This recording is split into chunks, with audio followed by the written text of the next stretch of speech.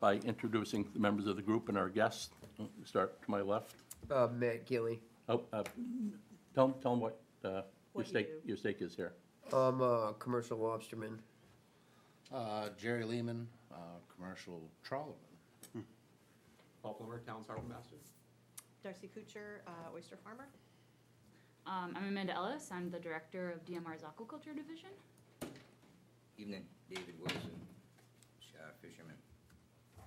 Samantha Bohan, I'm an oyster farmer. Chris McIntyre, commercial fisherman. Jay McCray, interested person and former legislator. Billy Saxton, I'm on the Harbor and Waterfront Committee. I'm Kevin Johnson. I'm on the Harpswell Select Board. At this point, any public comment from anybody out there before we get going? Are we good? Dana, can we get you, would you mind sitting up here just because you were an invited guest? Yeah. Just introduce yourself. Oh, yeah. You're wearing your Sea Grant hat tonight. Yeah, Mike Yeah. Grubby hat. You want to introduce yourself? Oh, sure. I know you are. But Yeah, my name's Dana Morse. I'm an extension agent with the Maine Sea Grant Program and University of Maine Cooperative Extension. You should also know, as I've said before, I am a leaseholder. Thanks. Yep, thanks. And any member of the group have anything they want to mention before we get going? Before we hand it off to Darcy? Yep. I want to say thank you for being here, and thank you, Jerry, for putting forward the invitation. Great. All right. In that case, I'm going to hand it off to Darcy Kuchar over there. Okay, so just a super quick summary for the new folks for why we're here. Harpswell's been kind of struggling with how to handle increasing pressure from aquaculture and make sure that it's meshing all right with the existing heritage fisheries that we have. So one of the things that we came up with as a potential strategy to figure out how to sort that out is to look at the existing stuff that is in place, and we kind of focused in on the component of interfering with commercial fisheries. So we thought it would be really helpful to lay out a map of where are our commercial fisheries. They're kind of well known by the guys that are here, but if someone's coming to town looking to place something, they honestly have no idea unless they get to the hearing portion, and then by then people tend to be already uptight and feeling defensive. So we thought we would proactively try and map out all of the commercial fisheries that occur in Harpswell. The easiest way to do that was we actually generated a whole bunch of these giant large format NOAA charts of Harpswell. We set up 3 public meetings over the course of the summer and fall in different areas of town, put out notice, rousted people that we knew and invited them to it. And then also went around to go visit people individually that we knew would be interested in participating and maybe didn't show up at the meeting. So overall, we've had 20 licensed fishermen participate in marking out these maps. The breakdown is 3 shellfish harvesters, 2 scallop guys. We actually had a couple of rockweed harvesters show up, so we took their information. And then 16 lobstermen participated.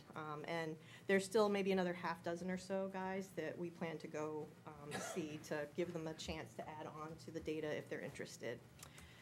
After all the meetings, we have these maps. This is one of them as an example. I took them and scanned each little quadrant that fit on my scanner, and then essentially brought them into ArcGIS, transform them into a format where I could digitize the polygons that represent all the data that was put on there, and created some shape files that we can lay over our map. The idea being our end goal is to maybe have a good local Harpswell map that people could use, very similar to the DMR Aquaculture map, that would have the same kinds of information where people can look at all of the components that they would need to know about for siting aquaculture, but also have this commercial fishery layer to kind of factor in. This is a work in progress. This is literally our first shot at looking at the initial digitized version. I just kind of finished this up in the last day or two, so I can kind of cast it up here and show you guys what we have. And I'll blow it in so you can see a little bit. The purple layer that we have here that you see showing up is European oysters. There's some over there, some over there. If it's easier to see, I have another, well, that one's all, I'll switch back and forth in a minute so we can see, and we can slide around. The yellow is scallop area. You can see there's a bunch of those kind of spread around town. The red, now brace yourself, these are lobster fishing areas, and they represent areas that guys essentially went in and marked in like where they set their trawls. So every place that there's red is areas that are heavily lobstered in the town of Harpswell. And when you get kind of to the outside, we actually had a lot of area. This hash mark area is essentially really dense area fished by a lot of guys. They didn't want to bother with putting individual trawls. They're just like, it's really busy traffic and fishing area. So, so we just went with hash marks for high density lobster area. If I zoom out a little bit, you can kind of see what it looks like. We are missing a couple areas that need to get filled in. There's some discussion about Quahog Bay. We have one contributor who is really insistent that wall-to-wall Quahog Bay needs to be red. I would just like a little more input from other folks up there to see if we can kind of find a more balanced representation for that. And then some of these other areas over on the west side of town might get filled in a little more with some more input from some of the people we haven't seen yet, but I suspect this probably represents 95% of what the map is going to look like. A lot of the guys that I may talk to may simply look at it and be like, yep, I'm covered, you know, that looks good to me. So that's what it looks like so far. The other kinds of things that we're going to be able to put on the map are the same things that that DMR provides in your interactive map. I pulled in the pollution closure areas. We just have prohibited areas and conditionally approved areas. And then we also have, let's see, I'll turn on the rockweed harvester in brown, even though that's not really a JARS thing. The little stars are existing LPAs, and then kind of the little greenish blue areas are leases that exist already. So the hope is that someone who would like to come do aquaculture in Harpswell could have this information. We can also add in moorings. I just didn't have those in a format that was going to be easy for me to cast up here tonight. The way this is a standard ArcGIS program, if we put it into like a online, free to get to people version, it would look a little bit more like this. I can also add in eelgrass. I just have to get those files in there, but that's the plan, is that we can have this information and it can get used to help people site their aquaculture in a way that it will prevent the contentious stuff that we see when the process already starts. If we can kind of have more communication and work with people at the beginning before they actually prepare their full application, then that would be great. So this information is also part of the other requests that we're hoping to talk to DMR about. Is there a way that we can either formally or informally send people who are looking to site their stuff in Harpswell to us as a work group?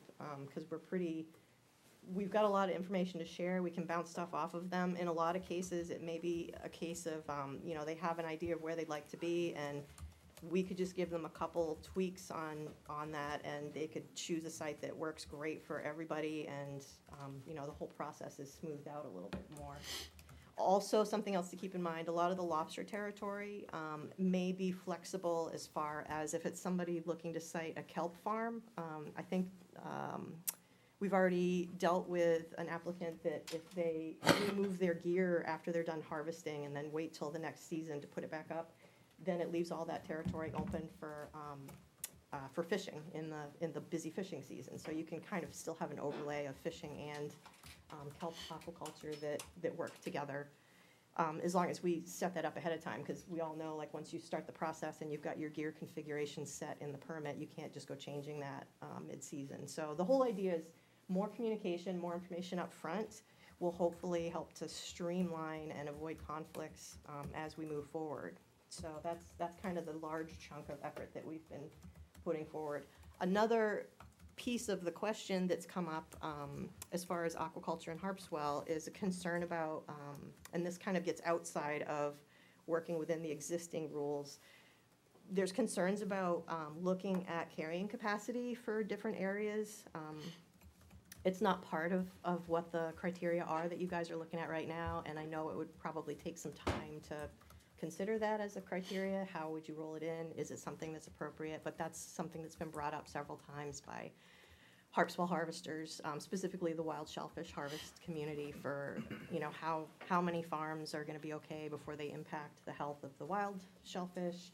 Does the site of the farm impact that if it's in a restricted flow area as far as food availability? So that's maybe like a bigger question to look at, but definitely something that is of concern of the work group. And if there's a way that we can maybe informally work with that criteria, make suggestions to applicants that are coming to Harpswell, even though that's not a hard and fast criteria that DMR would use to approve or deny a permit, we'd love a chance to at least talk to people about that and have them maybe factor that in voluntarily if they're looking for sites in Harpswell.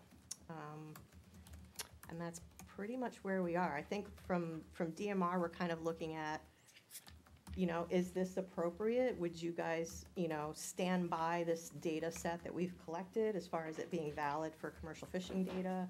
What else would you need from us to be able to do that? We're at the point where I think we're ready to hear from you guys and see what works and what could we do to make this kind of part of the process. Yeah. Well, thank you for inviting us. I think that this is a really great planning tool, and the things that you're trying to get at, I definitely think this is helpful. I think also it sounds to me like other communities might be interested in doing something. Yeah, definitely. We've had some input from other communities. They're like, well, see how it goes for you guys, and then, we'll maybe pick that up and do it in our place too, so. Yeah. Before I kind of talk a little bit more about DMR's process, I was just wondering, so DMR hosts an aquaculture web map, and that web map is comprised of a bunch of different GIS layers. Yeah. Some are maintained by DMR, some are not. So, like an example of ones that are not necessarily maintained by us would be like DEP's eelgrass layer. Right. So great, thank you for pulling that up. Yeah, so you can see kind of all of the layers there that exist, and lease and license applicants use that as a planning tool, and it's kind of pulling in from different layers, like I said, that are hosted by Other places. other places. So I was just wondering, like, do you envision kind of being able to take yours and kind of host it on our web map rather than trying to? I think we'd be open to either or both. I don't think there's any, more information to me is better. So we were originally thinking all right, well, we'll do this at the Harpswell level because that way it's easy for us to, our plan was to kind of establish this base layer. We're still kind of going to ground truth it with more guys, make sure we've covered everybody's concerns. And then our initial plan was we were going to actually put it on the town warrant and have the town vote on it at the annual meeting and recognize it as, yep, we all agree these are our fishing areas. And then revisit it annually just to make sure we're capturing any changes because, stuff is shifting pretty soon. So the plan would be we would update our commercial fishing data layer once a year through that process, through that very formal public process. And then if DMR is interested in it, you can have the shape files. We would love to send it over to be part of that.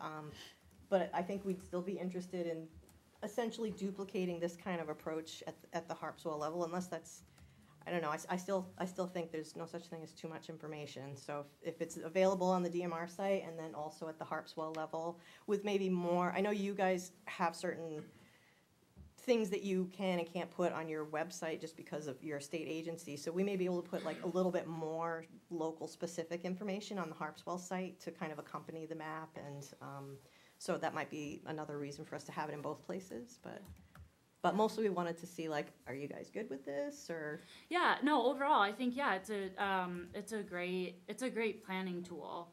I think in terms of, existing law and rule, applicants, so it depends upon the site that you're applying for, but LPAs do require a sign off from the harbor master. Standard leases, before someone can even submit an application, they do have to come in and do a pre-application meeting.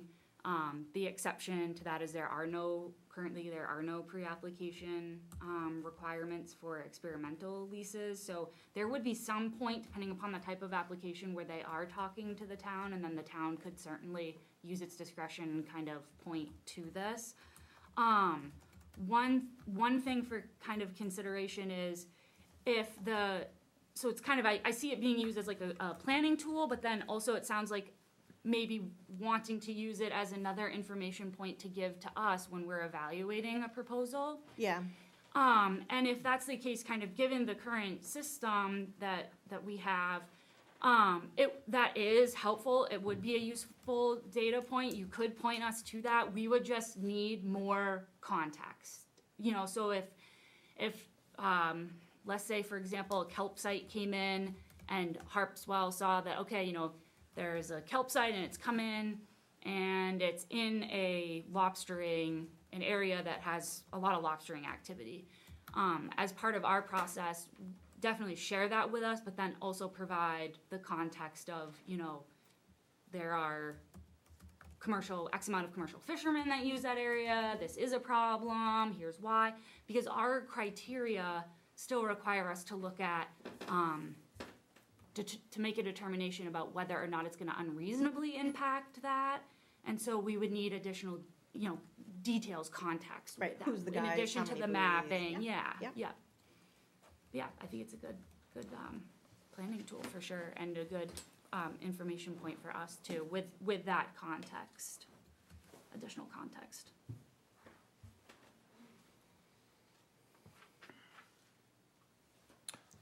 As far as the context you'd be looking for, that'd be number of participants, time of the year. I mean, we can ask some of the fishermen that work in some of these areas, but technically, now that we got the tracking on them, isn't that something the DMR would use as a tool on your own website? So, DMR does, obviously licenses commercial fishermen. It does have some information about kind of effort and that sort of thing, and location to a degree, but those are generally done out in, I think, 10-mile squares, or 10-minute squares, yeah, sorry. And so, we're not we don't have that level of detail of from hearing from, whether it's the municipality or the commercial fishermen themselves, that this specific site is going to unreasonably interfere with my fishing activity in this area because. And so that's kind of the additional context that we would need. Thank you. What is your, definition of unreasonable? It's not defined in statute or regulation, but so it's all kind of evidence-based and case-specific. So it might vary depending upon the nature of the operation, what the individual is proposing to do, and the level of fishing activity in the area and what we get for comments. I think I'm hopeful that this group has really worked together well, and that if we produce this map and we maintain it, I think if we're all more regularly engaged as the applicants are coming to Harpswell, our hope is we can head off 90% of, misfortune and bad choices by using all this information. And then if there are people like that 5 to 10% that are just like, nope, I want to put it there anyway, then I think at least now we will be able to get you guys that context information. Now that all the fishermen know we're making this map, I think it'd be pretty simple to say oh, okay, that's, the Coffins, or that's Tom Cloutier, or that's whoever, and get you guys specific information or specific people to talk to, if that's what you're looking for. Yeah. It leaves us in not much of a different situation than we're in at the moment, though, because, currently, so we've made the map, we've said that this is a high-value fishing area, and then yet still, in the moment, we're gonna be left scrambling to decide exactly who's there, exactly how much gear, and then still be waiting to hear back as to whether it's unreasonable to displace those people or not, And it comes back to the rule of three. Technically, we can't ask Coca-Cola to make Coca-Cola, so technically we can't be asking self-propriety businesses to give us detailed information either. That's the only kickback from our side I see. I mean, that's kind of why the Magnuson is what it does and what it says. It's, every business is a self-proprietor. I mean, we can get some vague information, but as far as the detail, that we can ask for the approach like we've done here with the other fishermen. You know, we openly, willingly ask, but that technical inside information is technically their own, by their own rights. That's why, I mean, I guess that's what raises the questions of us of what is the criteria that the state would recognize, which was the whole premise behind what we were asking, was creating a coexistence matrix. I mean, we're not saying no. What we're saying is why can't we work with already what's pre-existing? It's like, these are the questions like what Dave was made about restrictive currents or carrying capacity. You know, those are real questions that the town, you know, it's concerned to a lot of the citizens.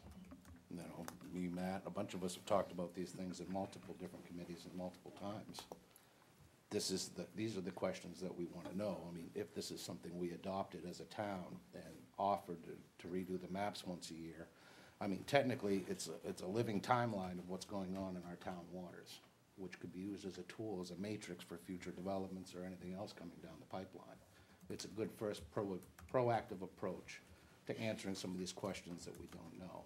But again, I mean, if the town recognizes an area, the question is would the DMR work with the town, you know, to say that we're not saying no, but, you know, our town would like certain guidelines too, to be seen. I mean, is that something at a legislative level we work on, or is that something that we can freely work on now in a cooperative approach?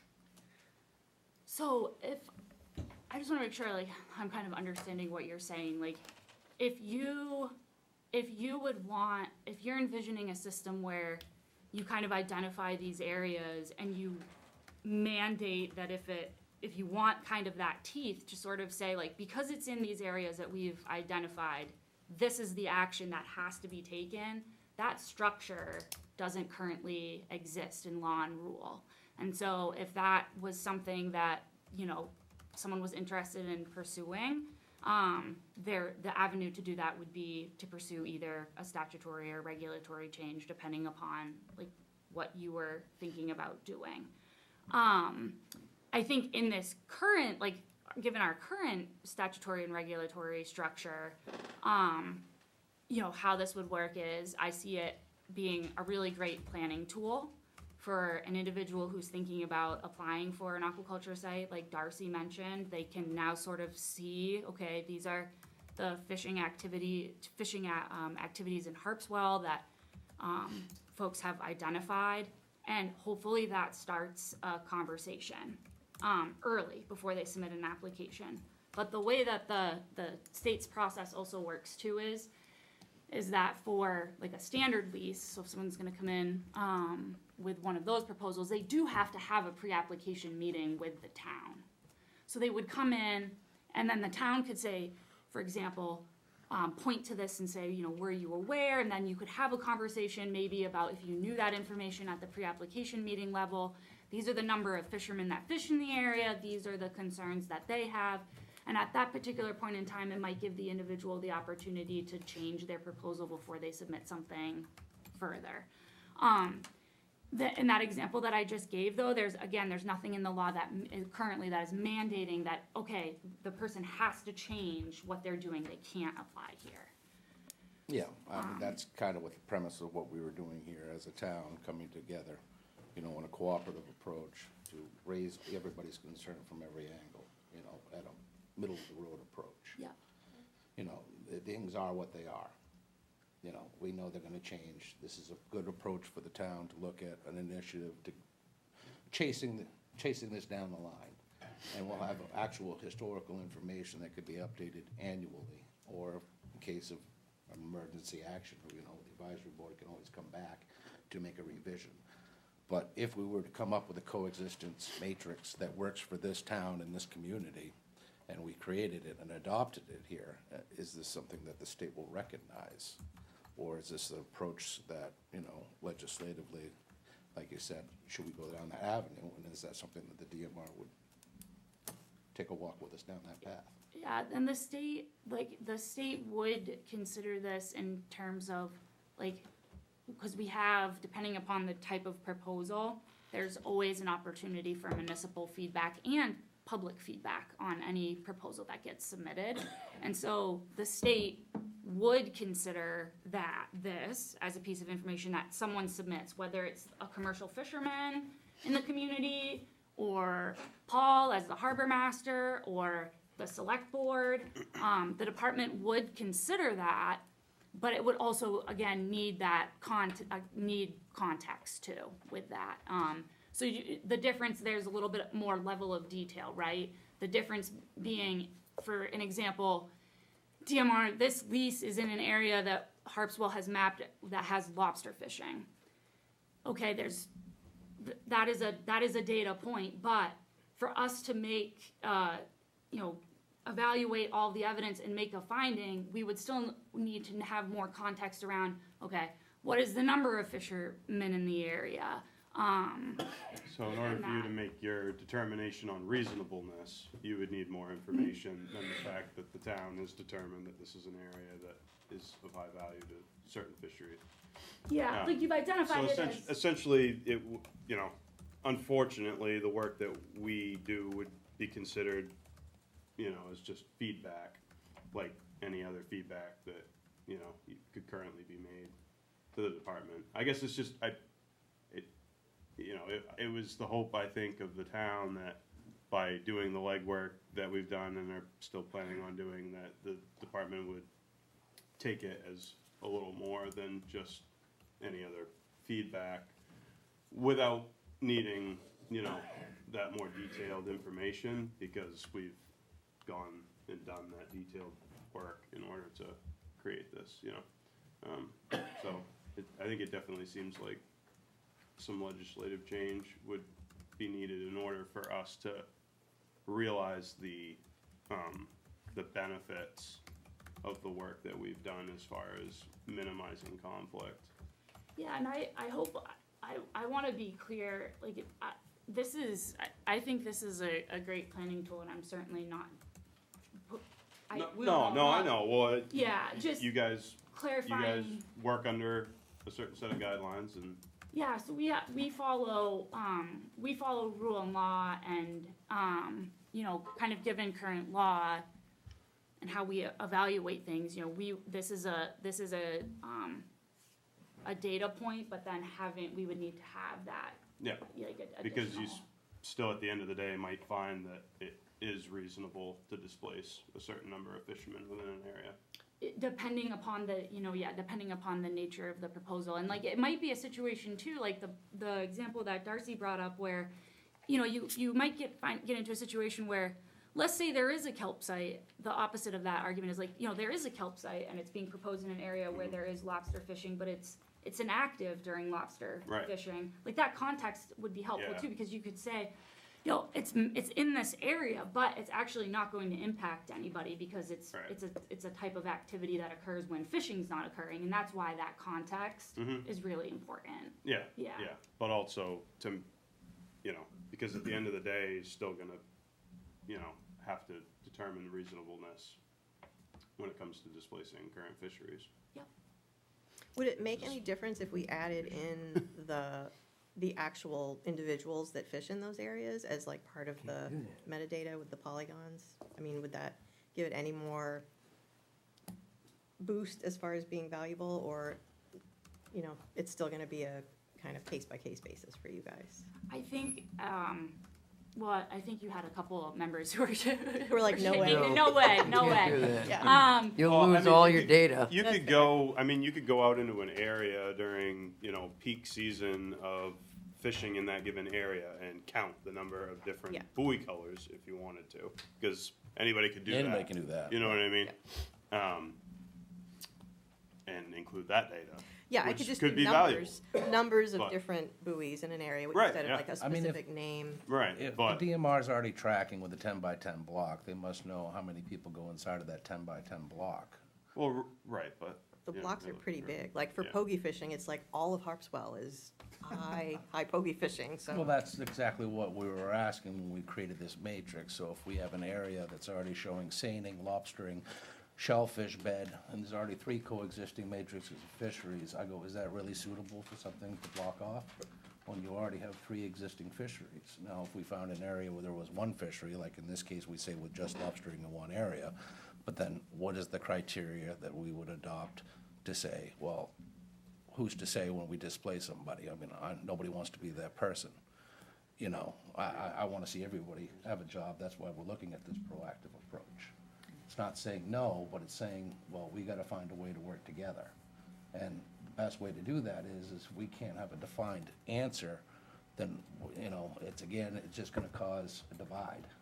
Yeah, I mean, a lot of the reason why there's been conflict in the past that we're trying to work to avoid is because the current way that the department has worked through, a number of leases has led to, conflict. And not to say that, I mean, the department is working within the rules that the department has worked within, but it hasn't exactly always worked well for new and existing users, and which is why tackling it at a more local level is just such a great, and just to be able to require that more, to be able to require that experimental leases as well have to come to the town and get the town's approval, and that the standard lease applicant also had to have approval from the town in order to go forward with their application, would be a really great way to ensure that current and new users are able to coexist well without getting down these roads that lead to adversarial public hearings and things like that, that nobody wants to be a part of. But that would take legislative change. And some things to consider too, as you're kind of still like working on the project too, is like the state is implementing a system that works statewide. So, like these types of things, particularly if it took off in other communities, like making sure that it's representative and implemented across the state, and that other municipalities are willing to kind of take on that level of work, whatever kind of recommendation comes out of the committee. And I did also want to note too, I'm not sure how much engagement the committee has had with the department. Recently it's not recent, but it's now becoming more active, the DMR Aquaculture Advisory Council. I crept on that meeting. You did? Ago. Okay. Yeah. And I was like, ooh, mapping is one of their things. Yeah. I'm going to be working on that. Yeah, so the DMR Aquaculture Advisory Council, people who are involved in other fisheries are probably really familiar with like the lobster zone councils or the shellfish advisory councils. It's comprised of aquaculture industry members who represent a variety of sectors across the state. And there's also some municipal representation in terms of like a harbor master on that as well. And so that would also might be good and worthwhile. Those meetings are open to the public. There is a period where we take comment on this stuff, and so it might be good to suggest that there and get feedback as well. I think their next meeting is in January, but that's something to keep in mind too as you think about like regulatory change and what that might look like, and it might give kind of a broader audience an opportunity to provide some feedback on this too. And I did bring a handout. I'll pass it around. It's this is specific to municipal engagement in aquaculture leasing, and it talks about all of the ways that right now municipalities can provide feedback on lease and license proposals in their town. It's specific to municipalities, but members of the public also can engage and provide comment. And one of the examples that I give around kind of getting additional comment is this document does talk about how to effectively engage with the process, And one of the things that we routinely see is sort of, sometimes people will give very general comments, like, this area is where we commercially fish. But going a couple steps further and just providing additional context can be really helpful when we evaluate a decision. So, for example, commercial lobstering occurs within the boundaries of the proposed site, May through November, and saying, you know, the approximate number of traps that are fished within the boundaries of the proposed site. Like that, some of those additional details and context can be really helpful in evaluating a proposal. And it also does include too, the additional lease decision criteria. So in addition to kind of commercial fishing, there's recreational fishing and other other aquaculture uses, ingress and egress of riparian owners and that sort of thing as well that we consider. Yeah, we were gonna add like wharfs and stuff to our local map too, so people could see access points and docks and all of that stuff. Right now, we do a pretty good job, we already have classifications for our waters, type 1, 2, 3, and 4. Type 4 being basically like our harbors and stuff where heavy boating traffic occurs. And you guys seem to honor those maps whenever we've gotten a lease within those like type 4 waters. It seems to always get denied because you honor those maps that the town made years ago. These maps are even more specific than those maps. I guess I'm confused why, if you're willing to honor the less specific maps, why you wouldn't honor the more specific maps. I think in the cases that you're talking about, there was additional context provided with those beyond sort of it was like, there was. Paul provided, I think, a summary of what the actual activities were in the area and why the proposal specifically caused an issue. So there was that additional context too. It wasn't just like the... It's all context. Yeah. But it was an explanation basically of why it was a type 3 water. Yeah. And because of the fishermen that fish in there, so I think it was. So could we essentially kind of do the same thing on the town level here? If we map this out ourselves, and an application came forth and, and Paul and the Harbor Waterfront Committee that looks at these applications, looks at it and goes, all right, well, there's 4 fisheries occurring here. This is kind of what we now would call a type 4 water, a heavily used area, and Paul basically submits his letter saying, this is a heavily used area, there's scalloping or however many other fisheries. DMR honor that decision? It would be used it would be evaluated and used as a piece of evidence when we're considering that specific proposal.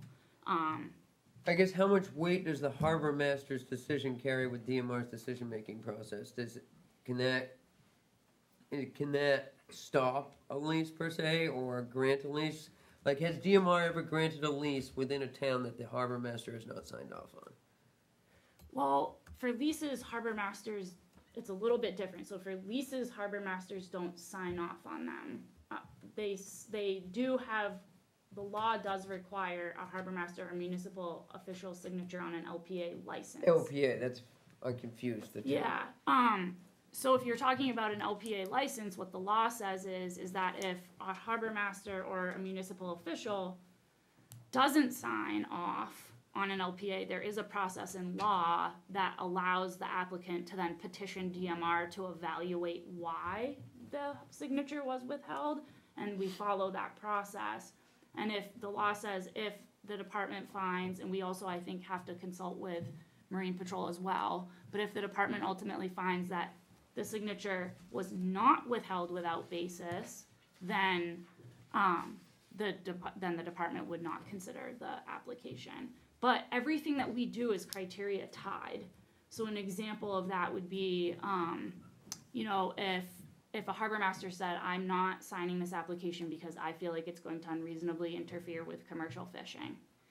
And then the applicant said, DMR, can you follow up on this? Why was it make a determination, was the signature withheld without basis?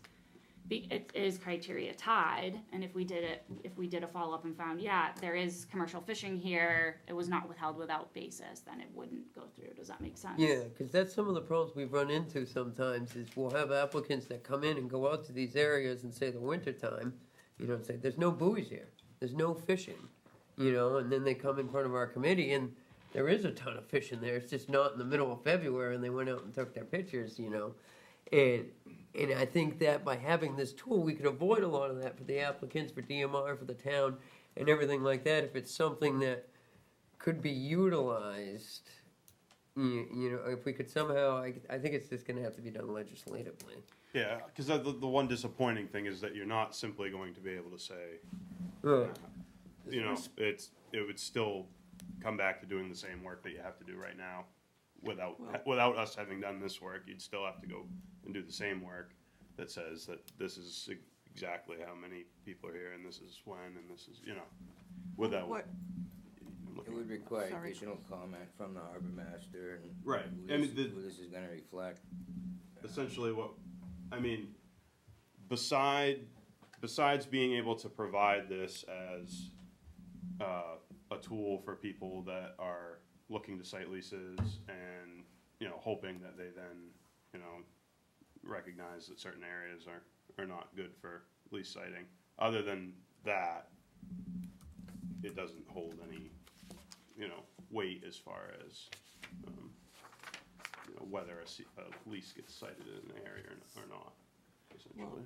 what I'm hearing is that from your point of view, the department could take this in as part of the process. You've been very clear about that. I think, help me, I think part of what this group is looking for is could the town have more input beyond this, like with the LPAs? But that isn't something that happens by statute now, it's particularly with experimental. Correct, yeah, so if yes, so, currently, like, there is the sign off for the LPAs, but for leases, for standard leases, the applicant does have the requirement to come and hold a pre-application meeting with the town before they submit an application. And in accordance with regulation, that meeting is between the municipality, the department, and the applicant, and it's an opportunity for the town to raise any concerns that they have early. There's no requirement like that for an experimental. So could that process, could that be the town, could be, what does that mean? The town, the harbor master, could that be an entity like the Harbor and Waterways is for LPAs? Could we schedule that pre-application during a regular Harbor and Waterfront Committee meeting to have them come to that? Yeah, the law gives towns discretion in how they want to evaluate sites. So like, a great example I think is Harpswell, how Harpswell reviews LPAs. Harpswell, I believe, requires them to come in and they get reviewed before anyone signs off on them. Like if Harpswell wanted to create a process, I believe that they would be able to do that because the law is not sort of directing them to say, you know, we have to have a pre-application meeting, but I think the town has discretion in how they elect to, how they participate or review them through that. So that already exists and could be how the town is defined. Town means coming before that committee. Yeah, so so maybe I'm trying to think of an example of this, but like, you know, in a pre-application meeting, we would get a request to hold a pre-application meeting. So the department would contact the town, we've gotten this request.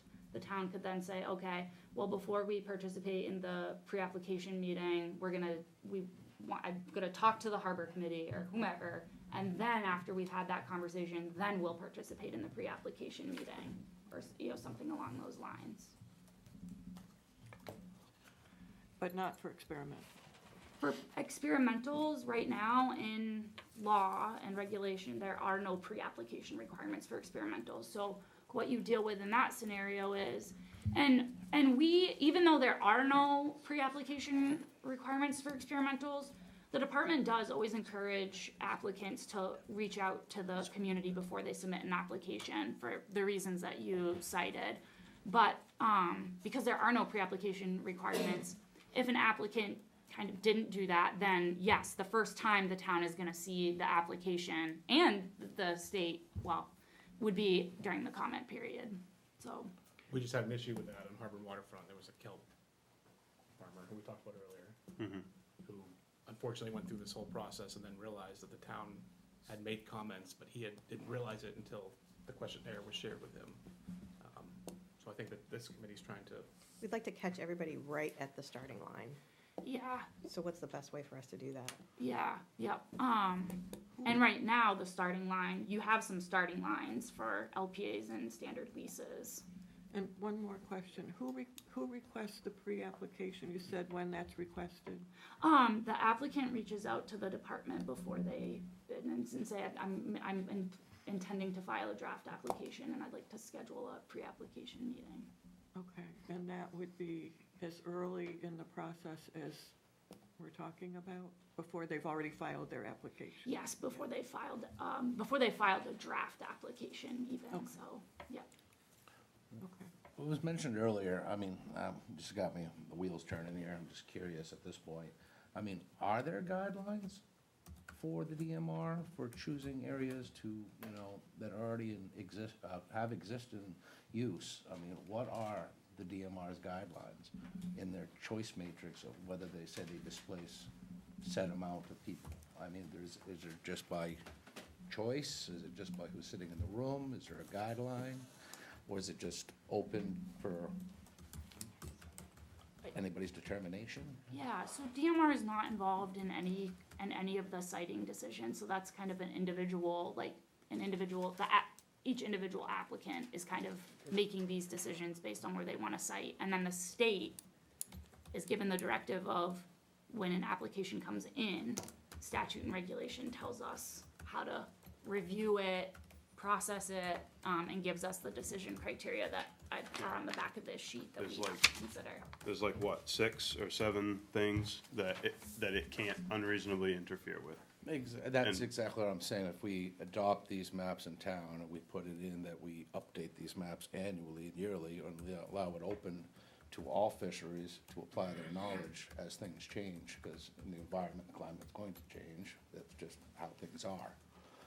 This is now becoming a tool that's more modern, more up-to-date, you know, it's more defined by already coexistence fisheries, with the actual fisheries applying their own data at their own will. I mean, if there's something that's coexisting here that somebody in town has a hair across them with, I go, they're more than welcome to come into town, talk to Paul, that we can re-update the map again. But it comes back down to the question is I think that was half what's got everybody concerned with these leases, is if they've already got, their business or their family's been in an area for 2 or 3 generations fishing the same bottom their great-grandfathers did, but because they've only used it 3 months, but then they go seining out of there maybe 2 months or 1 month out of the year, depending on whatever the state allows us to, that area is now off the chopping block. That's historical fishing bottom that's been coexisting in this town for, well over 200 years. I mean, we haven't really changed any fisheries techniques in well over 50 years. Aquaculture is the new kid on the block, and these are the questions and the guidelines that we have in every other fishery. These are just the things that we would like to see recognized here. And us creating you a map of pre-existing fisheries, if the town says that, if the town decided to adopt that, if there was 3 overlapping fisheries into an area, that it's a no-fly zone. Would the state recognize the town saying it's a no-fly zone? But at the same time, with these updated maps, we can point out areas of interest that would be more proactive approach to be in a coexistence with the already fisheries we have. It's not saying no, but it's like, we can work well, I'm not saying no, but we can work together at a reasonable rate and say that this, but I guess what we're asking is if the town does this, is that something that could be recognized as part of the process in the long term, which will knock out a lot of these questions that, these little chit-chat committees, back and forth on different subject matter.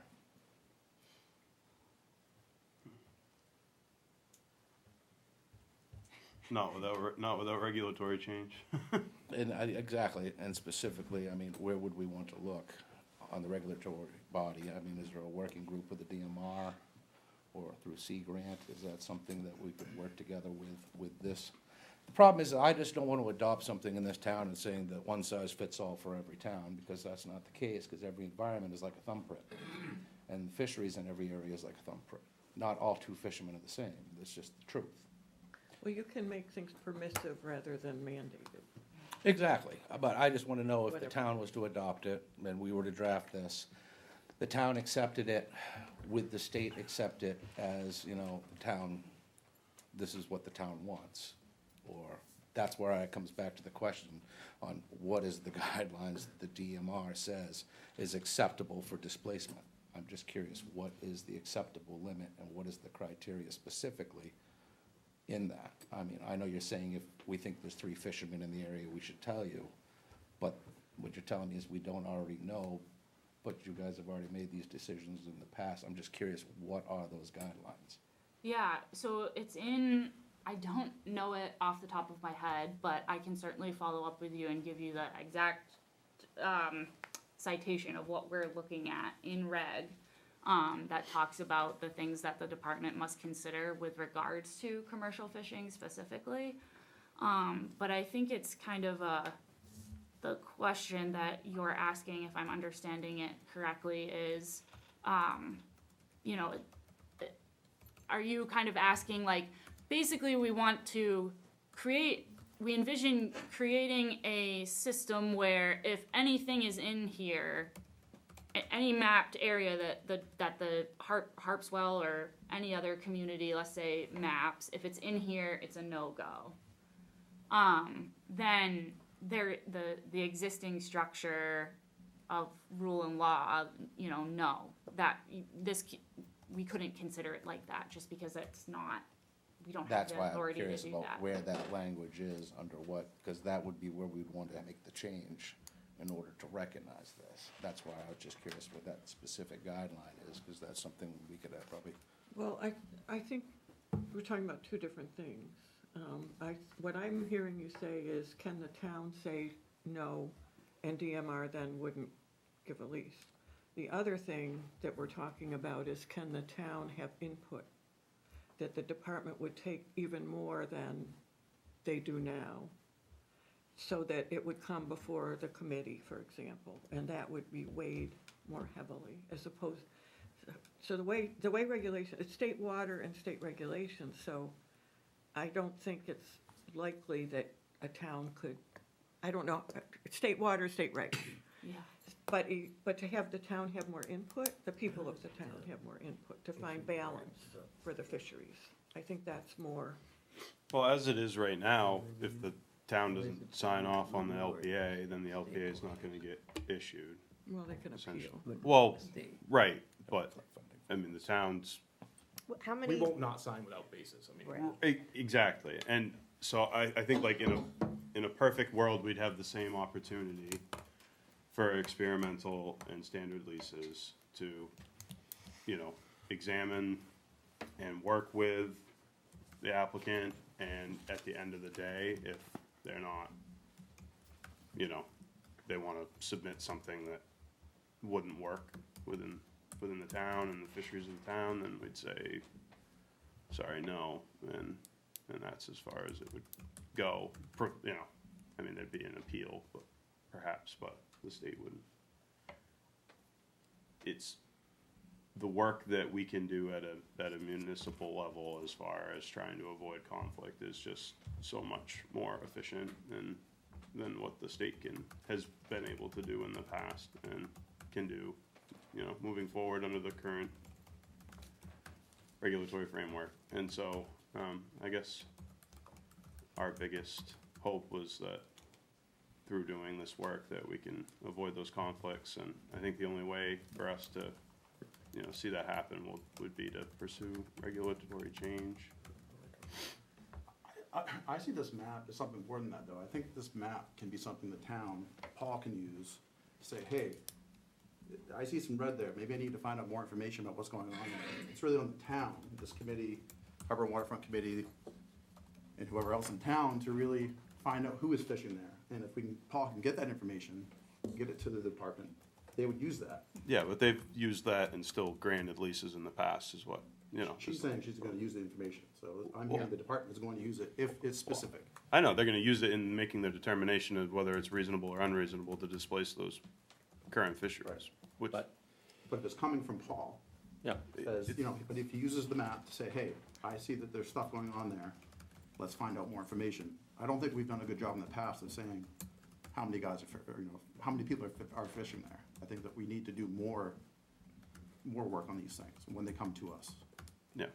I think it would help to have the guidelines though from DMR, you know, on what reasonable and unreasonable is, and if it's how many people are making that determination, you know, are we, is it a dollar amount? Is it a number of fishermen amount? You know what I mean? Like, Socioeconomic. is it a socioeconomic thing? Like, Yeah, I can follow up,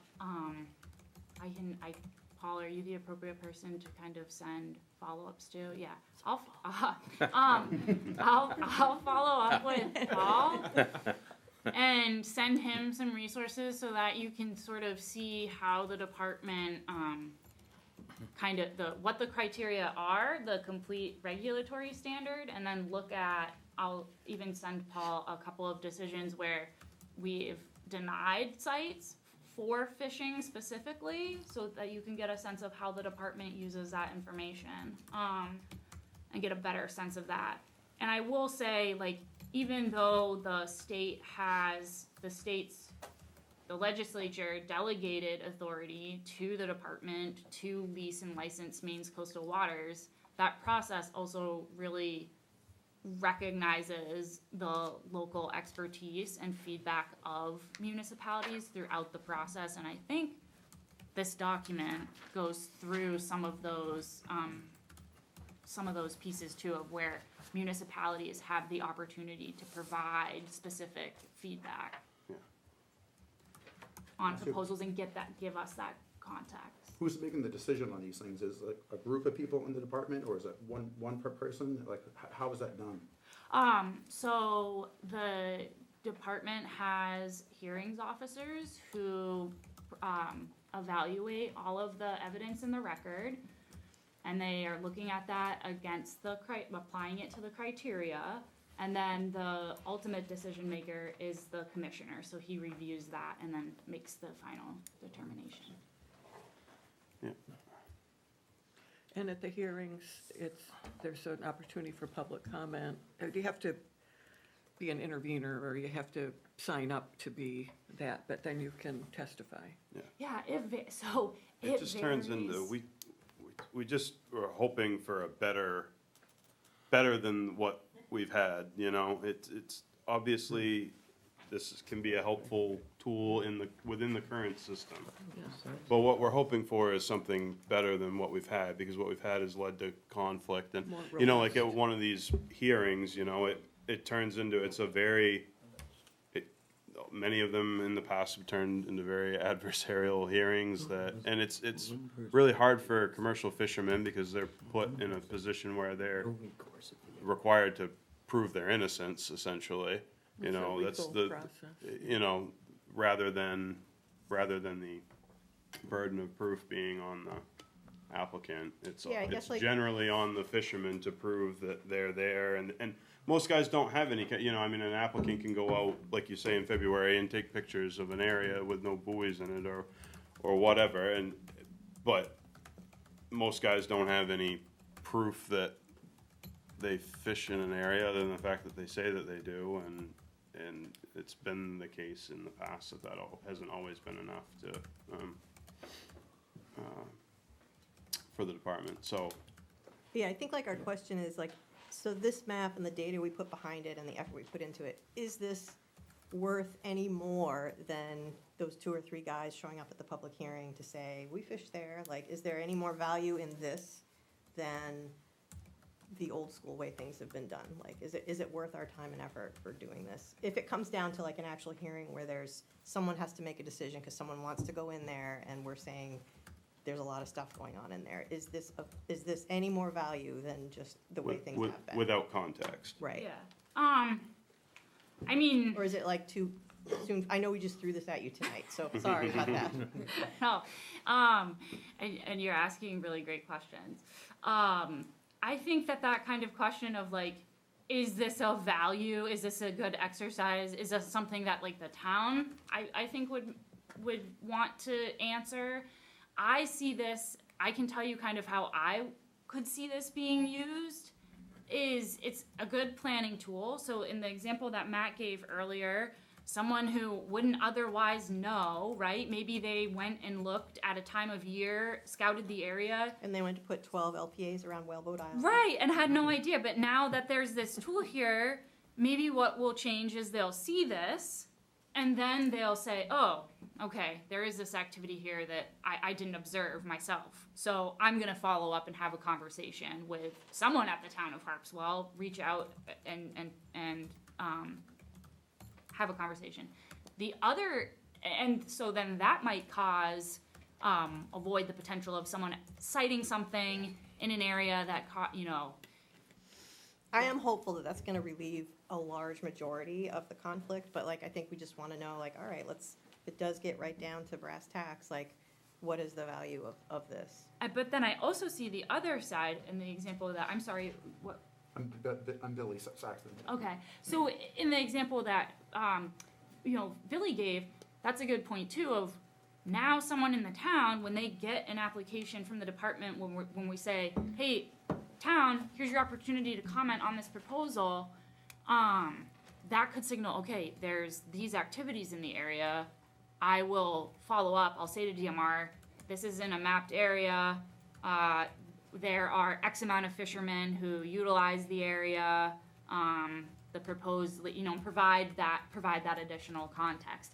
And then that information is really helpful for us when we are evaluating that proposal, to get that additional. But this is after the fact the applicant has submitted the proposal?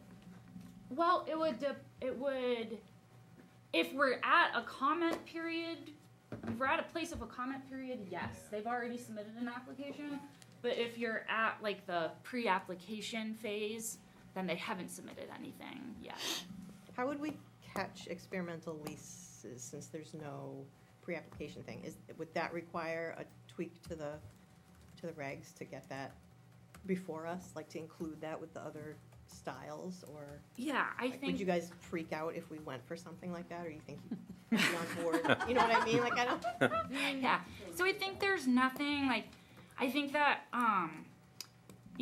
towns can kind of set best practices. Like if you wanted to sort of say like, hey, before anybody comes in, we would really appreciate it. I think it's important for us to capture all aquaculture, Yeah. regardless of the type of permit or lease. It doesn't make sense to like leave one out of the process because we're trying to kind of have a nice clean start right from the beginning. Yeah, yeah. Because we can save the leaseholder or the applicants a lot of money, because a lot of time they come in after they've paid their Yep. fee, and we're like, no, it doesn't really work there, but if you move it 100 feet this way, it will work. Yeah. But then they gotta pay again. Yeah.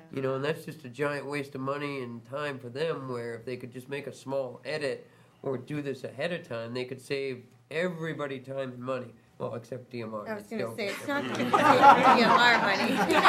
That ain't gonna work. They're getting paid. Yeah. Sebastian, you had your hand?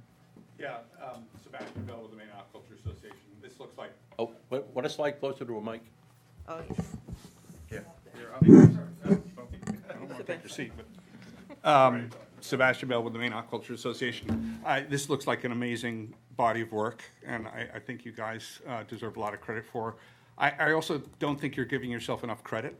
I think the net effect of this is going to be an applicant. You have flipped the burden of proof on the applicant, and the applicant is going to have to prove that that map is not right.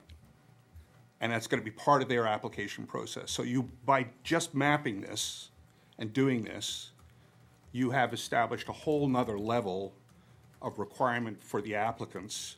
And my advice to our members will be, if they are gonna go into an area like this, I will say to them, you need to go there for every week of every month of every year and take photographs and verify whether or not that map is accurate or not. Because that's the only way that you are gonna be able to get an application through the system in the face of DMR asking the question, that's on a map, that's a high-use area. So I really think you guys are not giving yourself anywhere near enough credit. Now, the downside of that is, if those maps prove to be not accurate, then DMR is gonna start to question them, right? And so that's fair, right?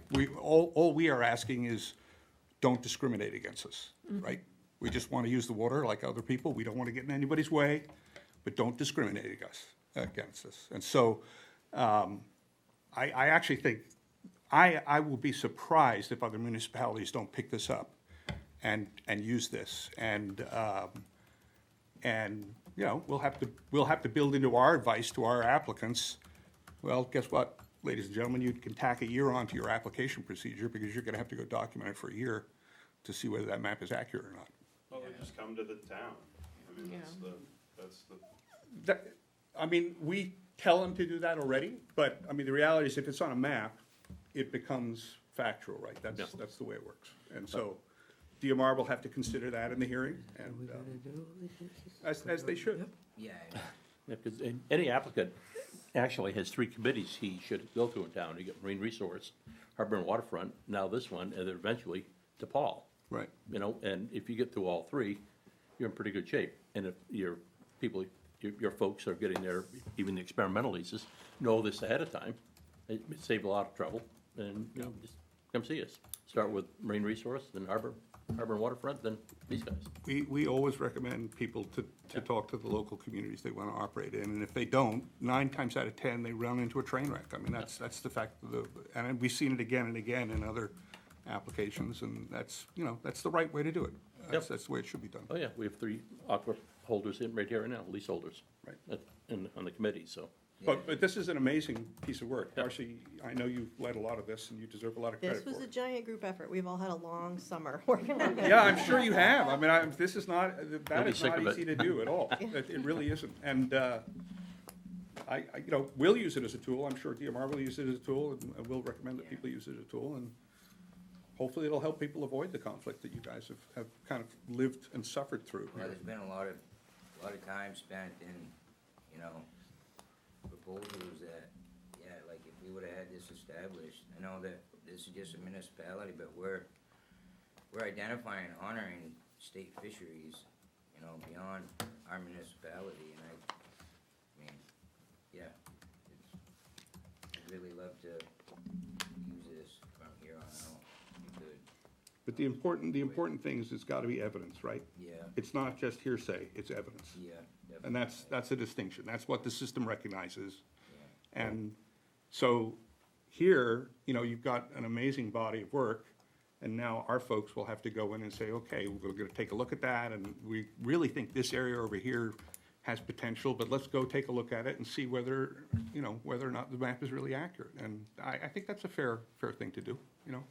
And it may be, I mean, it may take some time, multiple years, to realize that, well, that little piece, that little square over there actually hasn't been fished in 25 years. So, you know, maybe that is something that people should think about using a different way, because we still want our working waterfronts in our community, and we want to give people an option to make a living on the water. Yeah. So it's, Can I ask you a question? yes, ma'am. As Darcy asked, would you freak out, would the association freak out if experimental leases had a pre-application process? I don't want to speak for my board. I mean, every position that we take has to go through our board, and our board is a representative board. We have 1 member for each species and production method and company size that sits on our board, so it is a very diverse board, but my gut tells me probably not. You know, I think they, you know, but you also have to understand that, you know, the history of aquaculture and the leasing system in Maine is there has not been a year for the last 45 years since the first lease was granted where we were not in the legislature defending ourselves. Yeah. So from our perspective, we're constantly being pushed, and we're constantly having to compromise. And you know, everybody has to compromise, right? But there's some historical memory there, particularly with the growers that have been around for a lot of years, where they really feel like they are being discriminated against at this stage of the game. And I'm just honestly telling you that's the perception in the sector, whether it's right or wrong. Well, it's not wrong, and depending on. You've been on the, you've situations. seen the good, the bad, and the ugly, I know. And it's also sometimes misunderstood. Yes, it is, constantly. I'm always misunderstood. No, I was misunderstood. Well, Thank you. I thank you for the opportunity to speak, and thank you you. for doing this work. It's pretty impressive body of work, and The only question I have for you, Darcy, is you can send us a link so we can look at the maps and see. Yeah, I'd like or- us to finish them. Yep. Like I said, there's still some more fishermen I want to make sure we talk to, have everybody, as a town, we still want this to be a town sanctioned. Right. The town of Harpswell is behind Yep. this, so we have a few more public kind of sessions to get to that point, but I think we do plan on having it go to the town meeting and be officially adopted. And then at that point, we'd be good with Cool. sending it to you guys. And if the state wants to carry it, I don't know what criteria you would want to have to consider this usable, or just put a disclaimer like, here's where this data came from, and Yeah, I'll dig into that more just because I think there's like probably some sort of criteria. yeah, we need.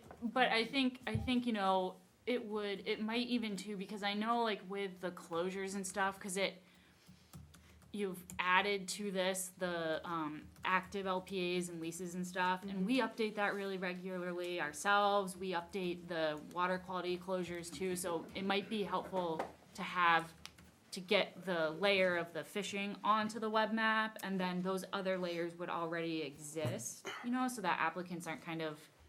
I'm just trying to think of ease of reference and making sure that all the information's updated and in one spot. But I'll look into that and make a note to get back to you on that too. Darcy, if you could just make sure when it is approved or whatever, if you can fire it to us, then we'll put a link up on our website and stuff so that people can look at it. I guess the other question is, well, we got you all in the room. If we decide to look at more, you know, these are the coexisting fisheries, but some of the other questions that have been brought up in multiple committees and multiple avenues is about restrictive currents. Is there guidelines that you guys would look at that you would find more, an avenue of looking at this that you guys would be more willing to adopt, I should say, or to follow along with? I mean, It's a very general question, Jerry, and you know it, so yeah. I'm not even gonna begin to answer. well, it. I'm just curious. I Nice mean, try. are there any guidelines that are existing now that we look at? I mean, I guess I could ask that one. I mean, are there guidelines that you guys recognize now as far as restrictive currents that the DMR recognizes or Sea Grants noticed, or, I mean, any of you guys in industry, I mean, you must have seen these things too. I mean, I think there's a data gap in looking at localized carrying capacity in more detail, and I would recommend to Sea Grant that perhaps that should maybe be a topic that we start to look at more. I think it's gonna become more questioned in very like hyper-local areas, and I know there's like generalized information about it, but I think that it might be worth putting some time in to be looking at it in different areas in Maine, just so that we have some kind of idea about what's going on. Yeah, I think that like at this particular point, that's it's a question that comes up, but it's really challenging to answer, and I think kind of for people to dig in and figure out even where to start, because when you hear carrying capacity, it's like, are we talking biological? Are we talking social? Are we talking both? How would it be measured? How would it be applied statewide? How would that work kind of functionally at a very local level? And so I think in kind of in light of that, it still kind of needs to get like parsed out and definitely researched more. I think one thing is like the least decision criteria that we do have are kind of a proxy for that in a way, with everything that we have to consider, including, you know, the commercial fishing, navigation, that sort of thing, other aquaculture uses that already exist in the area, plus the making sure that the lease won't unreasonably interfere with the marine environment are some things that I think kind of serve as proxy for that. But I think those are good, like, big general ones, but we've had multiple discussions about, like, you know, what in now that aquaculture is expanding and getting into like nooks and crannies, and we're really trying to, most of the available ocean is getting used for something. It would be nice to know more about that. Like, you know, one of our questions was, is there a difference between surface gear and bottom planting? Like, as far as biologically, how the food is being used and the flow through restricted areas, and how does that impact stuff downstream, and how much is too many shellfish in an area? And I don't know that we have a lot of answers for that, and that I think should be something we should be looking at. But I don't know if anybody's got a plan for that. I mean, I guess what the approach is we don't want to say no to anybody, but we would like to find an approach that the town could be, and the coexisting fisheries can all agree upon. Yeah, kind of knock out some of these nuances and bickering. I go, and the back and forthness, I go, well, then it's speculation, and then we all know what assumptions do. You know, I guess, did you wanna ask? Yeah, do you guys, when you issue these leases, whether they're the OPAs or the standards, with other leases that take place in the ocean, there are environmental impact statements and environmental assessments that are done. Are you guys required to do these same environmental assessments and environmental impacts that other lease areas within the ocean are required to do? If you're talking about like a federal kind of level, like EIS, no, but for leases, the department does go out and scientists go out and do an assessment of the site and then write a report. So, We are, They kind of capture the baseline. yeah, well, I mean, in order to capture the baseline, they've got to have 3 to 5 years worth of data. Are they looking at these sites for 3 to 5 years to create a baseline?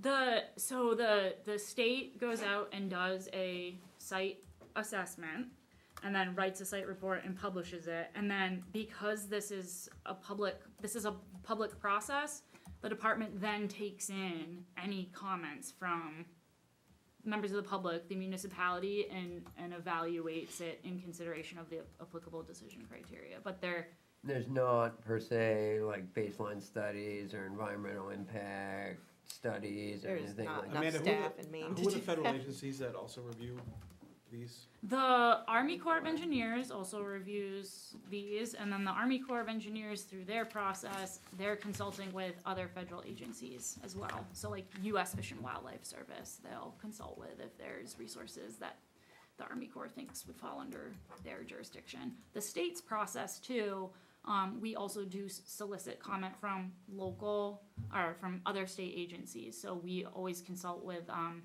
Maine IFNW and then the Department of Agriculture, Conservation and Forestry, and then DEP if it's a discharge application. Just if it's a discharge application? For What- DEP? Just if it's a discharge application is the only time that you guys consult with DEP? Just if it's a discharge application with DEP, because you would need if it is a discharge, you need a permit to do that from DEP. So, Like on all feeding the other fish. leases, you guys never consult with the Department of Environmental Protection? Just, I mean, They wouldn't have any purview over the specific environment unless, like, they're in charge of, if you are adding something to the environment, like you're dumping something in there, then that's what they want to know about and permit, but do they have to look at, like, so discharge, that's like a salmon farm or Yes. something where you're feeding the fish? Well, you're adding, like there's a definition of discharge Yeah. that is in statute, and the Maine DEP has delegated authority from the federal government under the Clean Water Act to issue discharge permits. So that's kind of DEP's purview and where they get involved if someone is adding something. But like your standard top culture shellfish farm isn't a discharge. Yeah, right, and which that never happens, but yeah, Yeah. that's not a discharge. But I mean, you've changed the environment around said leased area by congregating all of one species in one area that it wasn't before. So I mean, it's having an environmental effect on the area. Why isn't there an assessment of that effect, I guess, is when we get back to the carrying capacity and stuff like that. That's kind of the other thing we're curious of is, like, it's good effects and bad effects, but what are we doing to kind of study some of these effects that leases are having, whether they be good or bad? Any? The state, to answer your question, like, the state's not doing baseline studies. The state is charged with evaluating those lease sites. Is and- anybody doing baseline Do studies, you wanna Sea answer Grant? that? I'm not sure quite what the question is here. So is anybody evaluating shellfish and seaweed? No, like Leases the in whole particular? marine environment, when you start moving these leases into areas that were no leases, there's gonna be positive and negative effects, as there is with any time you change the environment. Is anybody monitoring the effects that I mean, so especially, I'm talking more the standard leases where you're encompassing 10, 15, 20 acres, you know, that's affecting the environment around it, and who's monitoring Yeah, that? it's kind of a yes and no answer, I would say, which you might not like, because it kind of depends on the question. So for example, there's a lot of research that's looked at recently about habitat use by other animals by oyster cages. So could be black sea bass, could be tautog, that kind of stuff. So that's kind of a specific question. Broad questions about what are the impacts, I can't think of anything going on right now in Maine that's kind of looking really broadly at that sort of level of question. I think it would be helpful to consider starting to do stuff like that, Yeah. so everyone can stop Googling stuff on the internet for things that have been studied someplace else and applying that here. I think it would be nice to just have the actual answers for us locally. I think the town of Brunswick's beginning to look at that in McCoy Bay, aren't they? Did the town authorize like $300,000 for a grant? Something We can like find out that. more, but I'm really interested in seeing what their I mean, the state is though, like, just to clarify, I know this is a separate thing, but the state does inspect those sites annually to make sure that they are in compliance with law and rule and that sort of Right. thing. So the state has a dedicated aquaculture inspection program that does that. And I'm not saying that they're not following the law or anything like that. I'm just curious to, because I'm sure, I know for a fact that around like an oyster farm, it cleans the water up. You know, the water gets clear, you know, and that's probably a good thing, you know, but I'm sure there's good things and bad things. And I would think the state would want to know these answers, you know, before they continue to pump out leases. I mean, it's a carrying capacity question again. Yeah. It keeps looping back to that. Yeah, and to kind of come back to this, like, the state of science or the state of knowledge, like the discussion about carrying capacity could mean different things. And so even, discussing what people want to know out of that term and what it all means, so that everybody's kind of playing from the same deck, that might be useful. Discussing what the state of knowledge is for environmental impacts, I mean, that's a big topic, but you could design a program around that. Are there specific questions? And so you have a meeting or a series of meetings, or you do a literature search or something like that to try to aggregate that data, and then you go from there. But it's a huge topic, and it does kind of depend on what the specific question is, I would say. I just, quick question, I mean, you guys probably know better than I would. Some states, you know, will like aquaculture leases, they just do, what was it, Rhode Island, Mass, you said? Massachusetts, It's just bottom culture only. I mean, is there a specific rationale why they chose to go that route? Visual impact. It was a visual don't wanna impact? look at it. They don't wanna look at it. And just in fairness, to put a little historical point here, Maurice Churchill and John Soules did a lot of research on environmental impact around shellfish aquaculture in particular when they were at DMR. So DMR did in the early years of the, sorry, I know better. It was yes or no. Sebastian Bell, Maine Aquaculture Association. So DMR did in the early years of the leasing program in the state do a fair amount of environmental monitoring around shellfish in particular. We didn't have seaweed at that time, so there wasn't monitoring done around that. But I would highly recommend that you get John Soules in here. Larisse is on the West Coast now. She works for NOAA Fisheries. She's out there. But she was Amanda's equivalent when the leasing system was starting. But John Soules was the biologist who did a lot of that work. And I think you guys would find it interesting to talk to him about those issues, because they're fair questions. But he did look at it. And basically, and I won't even paraphrase for John. Ask John. But ask John why they don't think they need to do that anymore. That would be the question I would ask him. And, you know, he'll answer. He's a very straight up guy. And how do you reach him? I have his number. You have, There you go. is it SOLES? SOWLES. Yeah. Yeah. So you guys don't, the department don't have a formula for carrying capacity with certain types of whatever you wanna grow, or marine organisms, no? No, there's no, so you know, there's not currently kind of a framework for that. And like I said, you know, it's come up, but it's, you know, I think initial stages needing something to kind of react to and follow through, yeah.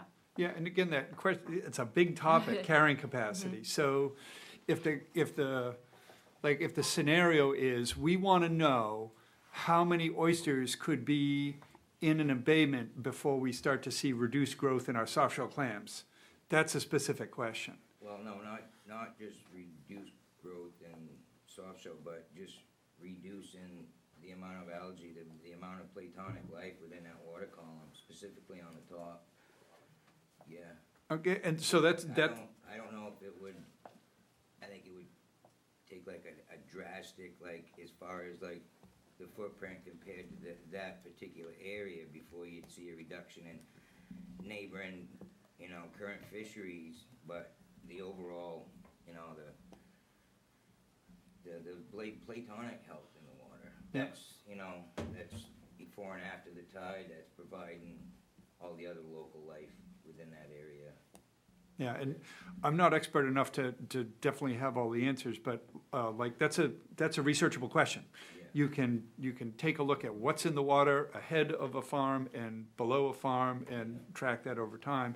And so kind of to Sebastian's point, there are lots of different things that have been done. So for example, Carter Newell and John Richardson did a study of the phytoplankton in the water ahead of a mussel farm and after a mussel farm to find out how much grazing was going on. And if I remember right, it was about 3 farm lengths, like your mussel rafts are this long, so you go 1, 2, 3, and three of those like diameters downstream, you're back to background. So there was a little tiny piece of that puzzle, but there are just so many questions that come into carrying capacity. I just think it's really helpful to be as specific as possible. And then you put all those things together and you squish them up and you say, okay, so what does this mean? Are you looking for a research project? So to Sea Grant's role, or the university's role writ large, we fund research. And we do this through a couple different ways. We have a biannual RFP, and so we fund researchers. It's pretty small money, it's like $200,000, but that's an option. We do fund program development research, which is like, I think, up to $10,000, smaller projects, but you can answer some questions with that. And then the other part, sort of the larger, maybe extension connecting role is, are there researchers either at UMaine or at other institutions around the state, GMRI or UNE or USM, who could answer these questions that you have? And so, again, I think these questions they're at least researchable. You can form a question and a hypothesis, and you can design a study to take a look at that.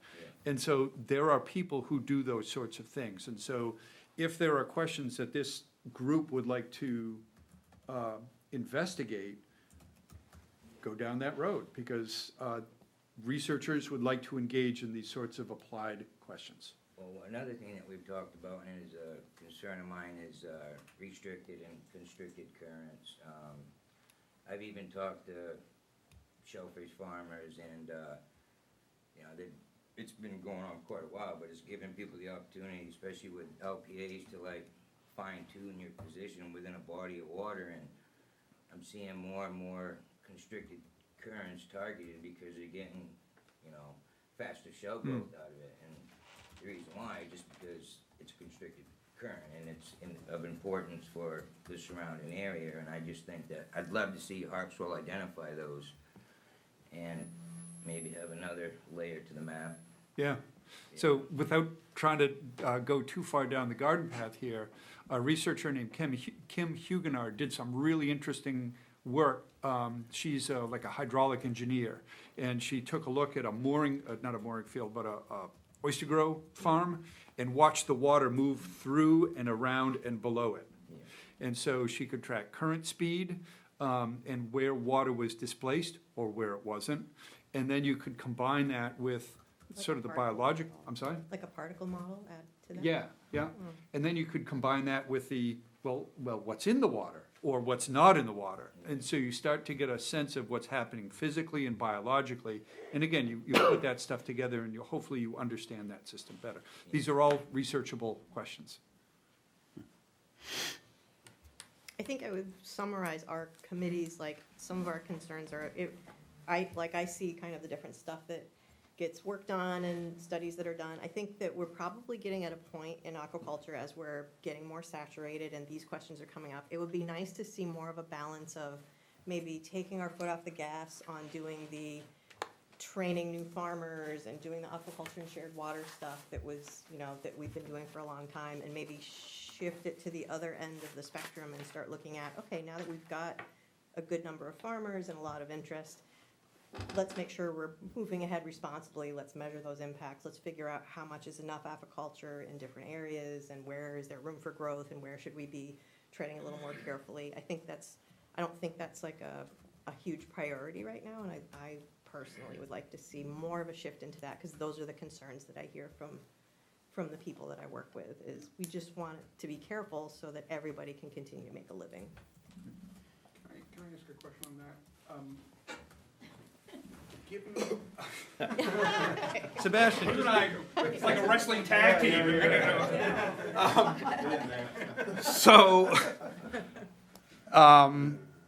That's a question that causes me to ask a question, which is, given the speed of gentrification that we are seeing in our coastal communities right now, do we have time to take our foot off the gas pedal? Because once those communities convert away from working waterfront communities, they will never go back. And that really scares me. I mean, I've seen this happen in other places in the world, and there's no way that even an oyster farmer is going to be able to compete against somebody who moves here from Massachusetts or Connecticut or Washington, D.C., and buys some split-level ranch house that's shorefront for $500,000, bulldozes it, and builds a McMansion. And they will definitely not want to look at a working waterfront. So I think that's a question that we are hearing people ask up and down the coast, is let's say tomorrow we passed a moratorium on all aquaculture in the state of Maine, stopped it, right? 10 years from now, looking back, what would we think about that? Would we have actually hurt our ability to maintain working waterfronts? And I think that's a question that people have to ask themselves. I have a personal opinion. Everybody else, I'm sure, has opinions. But I think it's a question that communities have to ask themselves, because the reality is the gentrification is not stopping. And the only way to prevent it from taking over our communities is to have viable businesses that are working waterfront connected in those communities. And if we don't have that, that gentrification is going to roll up the coast of Maine, and all of us will have nothing to do with it. Right, I will modify my comment and say, I would like to see more care taken where aquaculture is interfacing at a much bigger level with heritage fishing. Yeah, sign me up. That's what I was Sign me up. getting at, really. Absolutely. Yeah. Can I add something there? 'Cause it might be a good segue. So in your email, you had mentioned maybe hearing more about the Georgetown model, which we've talked a little bit about, because that model was designed specifically for providing opportunity and access, particularly for smaller operators, into the future. Kind of like baking that into a town or an organization. And if this group would like to hear about that, I can tell you some things, but really you should hear directly from them. And so they have, I think it's about a dozen producers in that group. Pat Burns was one of the architects of the whole thing, and Stephen Mace is now the president of that group. But if the town thinks, and this is maybe not directly to what we're meeting here for today, but kind of adjacent to it, if you think that trying to preserve that access is of interest, and this is one model to maybe consider. I think we were going to be talking about that before we had kind of this particular moratorium crisis discussion on our plate, and so I think we would get back to it probably once we've kind of worked our way through this project and got to a point where we feel okay about this. I have said this before, I'd certainly like to hear more. You're right, it's adjacent, but it is a way to regulate quality, which the association does as well. You've put out a document of best practices in We do, and we're aquaculture. about to re-up our BMPs this year. We have a project this year to redo them, Yeah. because they need updating. Well, everything does, but I think it allows some oversight by itself that fits in the community. And that's how I've heard it described, so. I guess the question is now, I mean, with the aquaculture committee, the DMR and Sea Grant, help with this committee to create a guideline, let's just not say for the carrying capacity, but we can start to work with Sea Grant to start to ask some of these questions like Dave has been asking, to get that research on the move. You know, we're not gonna put it on here now because you're, otherwise we're making an assumption. And I don't wanna do assumptions, I wanna know, like a lot of us do. So by putting the coexistence together, is that something, you know, how best can we all manage this so we all can agree? By not saying no to any one fishery, but again, back to the guidelines, your third bullet point on the criteria list is fishing and other water-related uses of the area. Which comes back to, well, if the town, through this committee, decides that 3 of the coexisting fisheries are already taking place in this body of water, and the town recognizes that as part of our criteria and our ask from other town members and the town fisheries saying, if the town adopts it, saying that if 3 overlapping fisheries are taking over an area, it's just a no-fly zone. But it also, by mapping these, also opens up every area that's suitable for coexistence too. I mean, is that something you guys, I mean, where would we want to be looking at those approaches, or where would you guys see those approaches going? From our point of view, Jerry, we would have to understand a lot more about what that means and how it would actually function. Just to be really direct with you, because that's a huge undertaking, but I'm willing to come back and listen and talk and keep talking. I mean, that's, you know, from my perspective, the more guidance we can give to our folks so that they don't have to go through 3 or 4 years.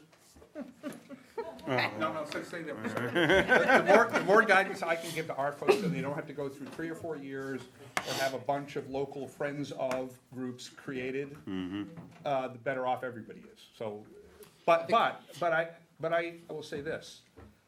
I think it's unfair to expect us to agree up front to exclusion zones without there being data to back them up.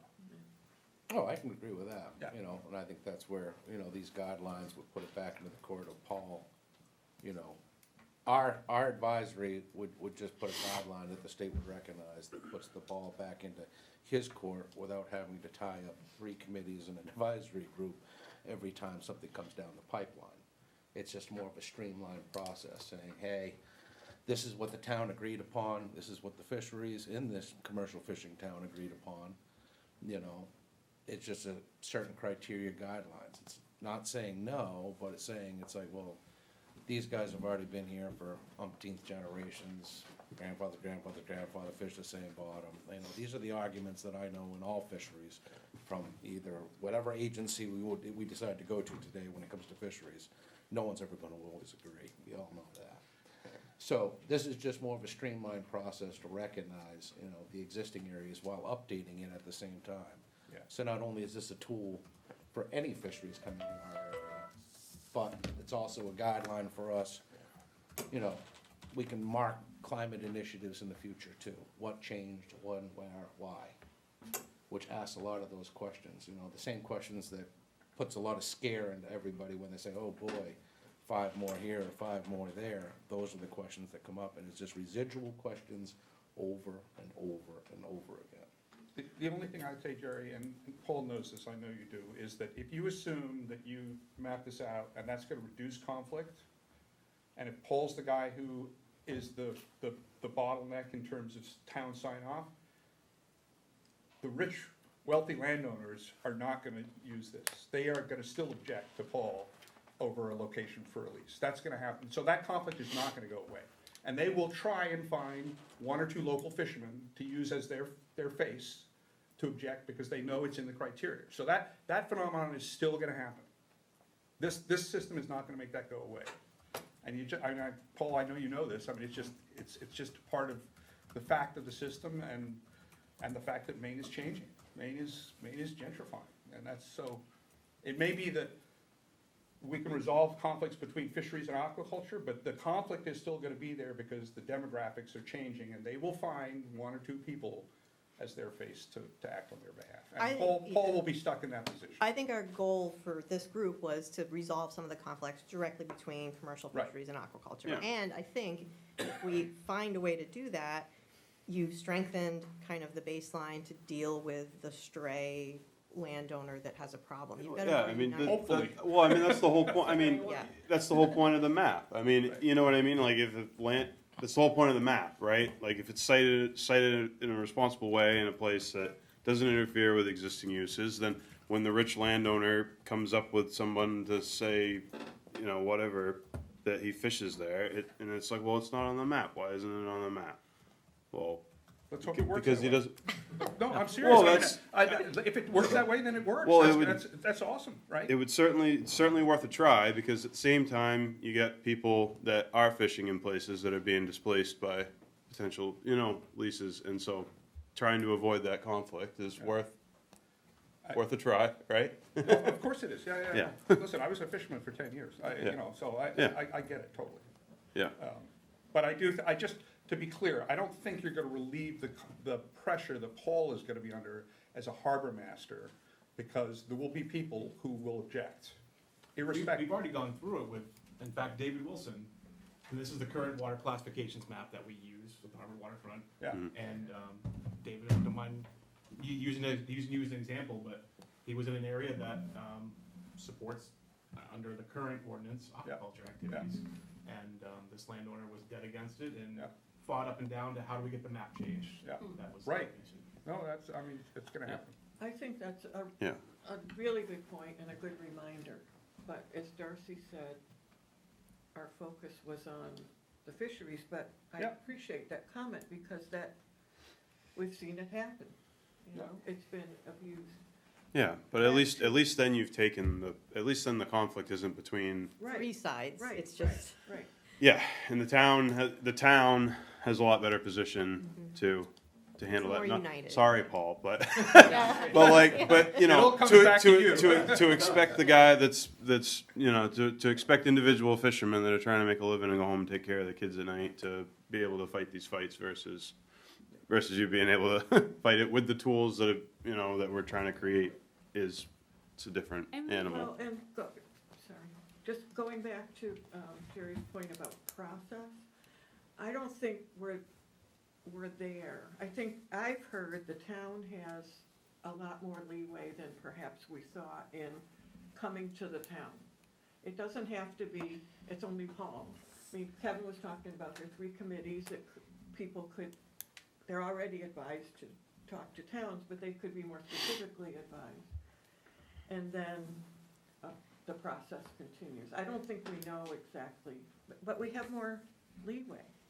So I think we should take advantage of that. And we could say we want to see about regulation around pre-applications for experimental. I mean, that could be It seems like an easy, not painful ask, maybe, that's not well, I gonna. think it's always painful, but. Oh, I mean, there'll be shouldn't be. somebody I who mean, that's doesn't the like whole, it. Right, But That's it the whole seems point. it like- seems reasonable and it lines up with our goal. We're just It trying to does. stop bad things from There's- happening at the front end and make the whole. there's no process good smoother. excuse for that not being a requirement. Yeah, 'Cause, yeah. There is no good excuse. So I guess it comes back to the DMR hands us the law which the guidelines that you are, you know, what you would consider to be, you know, what you're upholding it by. To the council, I guess, would be the next step, really, Well, right? I Well, think she was gonna send some stuff to Paul to look at actual examples of when they've done that. Yeah, I was gonna send some examples to Paul, and I'll follow up with that, and I'll also give Paul the date of the DMR Aquaculture Advisory Council meeting. And so that way, if someone, which I would highly encourage, if someone from this committee or the town of Harpswell wanted to come, those meetings are in person and remote. If they wanted to come and talk about this with the Aquaculture Advisory Council, I think that would be great. Might be a good opportunity too, to think of, talk through if the town is interested in some of those pre-application requirements, to get more kind of input and information, on those things. I think that that's a great forum to do that. And I was just gonna echo, the point that, the towns do have leeway, towns do have discretion in how they wanna structure their participation within the existing system, right? So the department, an example was, the department will go out and say, we'll give a municipality notice of a comment period. As long as we get the feedback by that deadline, that's awesome, and the law's not saying Paul has to give feedback, or, it has to come from a select board member. And so what I'm starting to see is towns, like, for many different reasons, I think, are structuring how they do things differently. Several years ago, it would be not uncommon where we would get a harbor master questionnaire in, because it goes directly to the harbor master, and the harbor master would fill it out, and then we would render a decision, and we'd cite the questionnaire, and then other people in the town would be like, I didn't even know that the harbor master submitted that, and that's not like what we would have expected for feedback. And so this has evolved to a place now where now on certain cases we're getting we might get feedback from the select board. Maybe it came directly from the town, and the town might say, we held a discussion on this. Here's what the concerns were that were raised. We might have situations where we get back a completed harbor master questionnaire, but comments from another committee as well. So towns have a lot of, I just use that as an example to highlight that towns have a lot of discretion in how they structure their participation, who submits comments on behalf of the town. I think the key thing though is making sure that we do get that feedback, and that we get the feedback by the deadline. Because all of those deadlines are set in law and rule, and on top of that, if we don't have feedback, that's a missing data point. So, and that information is so important to the work that we do when we're evaluating sites. Just to speak to what you were saying, Sebastian, there with the gentrification and stuff, I think that all leasees or applicants could utilize this to do the exact opposite of what the rich landowners are doing. If they use the map and they said, all right, I'm going someplace where there's no commercial fisheries, then that gives them the opportunity to go out to commercial fishermen and say, hey, look, guys, I'm standing out of your way, and I got this rich landowner, that's fighting me, would you mind stepping up? So, I think this can combat both of those if used correctly. I think you're right, if it's used correctly and if it's accurate. That's the other thing. Yeah. Because if you get a high-priced lawyer from Portland who goes after the map and you don't have what you need to back it up, then you're in trouble, right? So there's that side to it. But I agree with you. I think it may be a tool that our folks could use to argue against that. And Right. that's why Our I say I think rationale it's great work. these maps were 12 years old. The maps that we're pre-existingly using, they're 12 years old. Things have shifted, This is our way of approaching it as, well, let's just get up-to-date information, the best available. Again, we can't ask Coca-Cola how to make Coca-Cola. So as a reasonable approach, creating advisory for multiple fisheries in multiple areas in our town from different backgrounds, using our approach, allowing them to come in and bring the information. Technically, there's enough fishermen in these areas generally when we've all been meeting and somebody starts marking something. I have no problem somebody raising the BS card. That's something that, we openly want everybody to, chime in on. And I think that's a reasonable approach. And as far, again, at least if the matrix is already made, it just goes back to the lease owner talking with Paul, like, this is the updated maps. The town recognized it, the state recognizes it, maybe we change legislative wording to add a little more criteria, definition in the criteria. I mean, wouldn't that knock off a lot of these arguments? I guess not so much arguments, but the nuances. I think we're all getting crispy.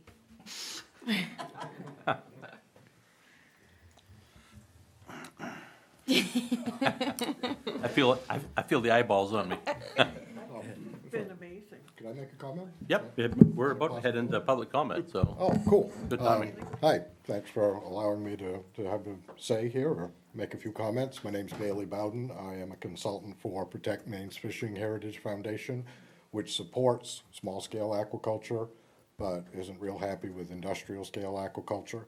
And I'd just like to rewind a little bit about a few comments. One of DMR's favorite statements when they want to close a fishery is acting out of an abundance of caution. There doesn't seem to be much caution when it comes to aquaculture. There's no plan in place that addresses any of the concerns a lot of people have, like how much is too much, what is carrying capacity. Dana mentioned, this is a great avenue to do research. I believe personally, perhaps not on behalf of Protect Maine's Fishing Heritage Foundation, but if the state is in the position to license and regulate this, they're the ones that should be doing the research to make sure no environmental damage is being done.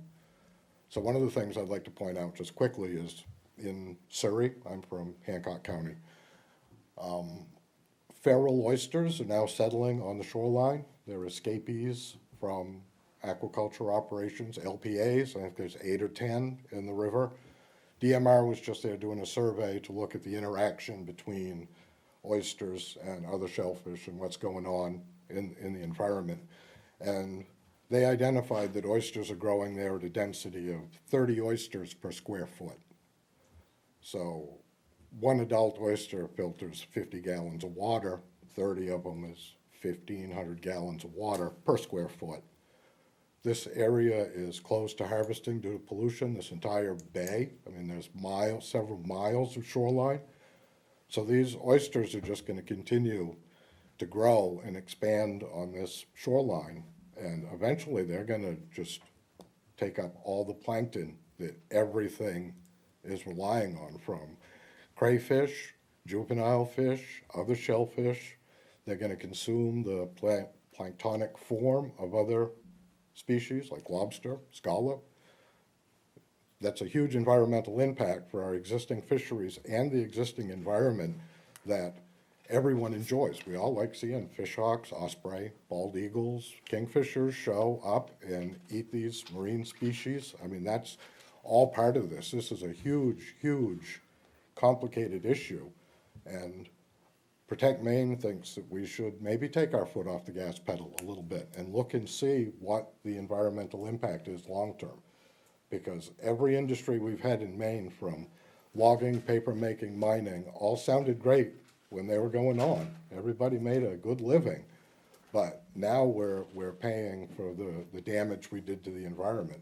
And I just think perhaps we should really take a deep dive and look at what we're doing to the environment before this goes and explodes even further.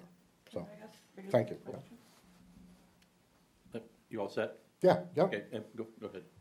What's the funding source for Protect Maine's Fishing Heritage, Bailey? I have no idea who the funders are. I just get a paycheck. I think that's important. Thank you. Okay, thanks. Thank you. Back a little bit. What do we got for new business? Yeah, I think we covered all of it. Yeah. Adjournment's starting to sound pretty good for you folks.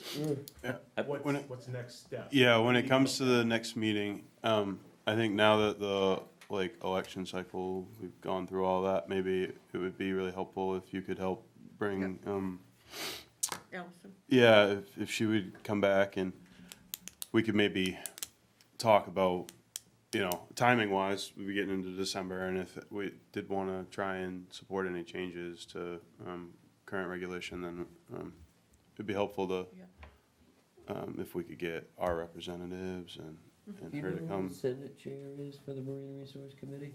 It has been Cameron Rennie. Yep, maybe get them as well. Yeah, of course, the committees can change. Oh, yeah. We were talking Mm. about that, but hopefully we have the same. Yeah. I think they like what they're doing, but, you know, they don't need them on tax. Yeah. They don't. But just, anyway, timing wise, you know, I think going forward, it would be a good opportunity to kind of get back to that side. And then moving from there, work on, you know, well, Yep. obviously continue to work on the map and whatnot, but, kind of work on the. Yeah, the map's, you know, close to done. I just, like I said, I got Yep. a few more things to digitize, and then a But- handful of guys I want to check with, and then just make sure, give one last public notice for everyone, and spread the word yourselves. Like, Yeah. hey, if you want some input, Well, things are slowing down fishing wise, Yep. and so, pick some. it'd be a good opportunity to, yeah, especially try and, you know, there's a handful of areas on the map that, I know specific people that fish those areas that, it'd be good to contact, so. But I think for the next meeting, we should try and focus on the legislative side of it and, work on some language and maybe come to a better consensus of what it is that we'd like to see change so that the work that we're doing can be better recognized and more helpful than what it would be under the current format. Darcy, were you saying that getting more feedback for the map is almost done? Yep. Were you saying the map itself goes before town meeting? Yep, that's the goal, is when we're all happy with it, and we've decided as a town, like, this represents everybody's input, it would go on the town warrant and get voted on in March at the annual meeting, and get accepted for 1 year, and I think it would be, As a Probably- part of the yeah. harbor and waterfront ordinance. and then it would be our task to review it once a year and make sure we submit any changes, each And season. then if that's the point when it could be shared with, Yeah, I just wanna make sure it's like, and it's finished, like, the town has signed off on it, before Yeah. I just go sending it out. And the Harbor and Waterfront Committee, so this is gonna be the updated waters classification plan. Right. So this will then go also to Harbor and Waterfront to add All the recreational other- commercial boating Right, right. and moorings, and so we're gonna add even more to the map. Yeah. To make this the final piece. Will an hour do it?